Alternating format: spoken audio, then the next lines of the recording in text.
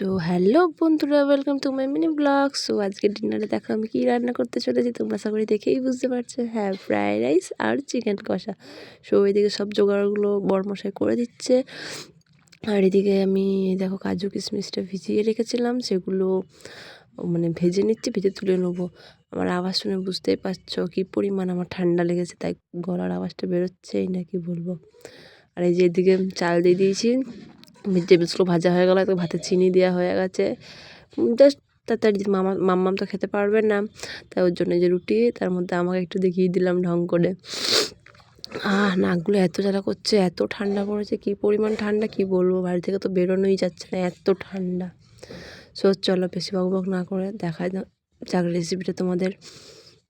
এই দেখো, এটা হচ্ছে জায়ফল, জয়িত্রী, গোটা গরম মশলাগুলো যাকে বলা যায়। আর এদিকে ফ্রাইড রাইসটা হয়ে গেল, সব মিশিয়ে দিলাম, এদিকে টেস্ট করতে দিয়েছি। আমার বড়মশাইকে আর মাম্মাম দাদা টেস্ট করছে।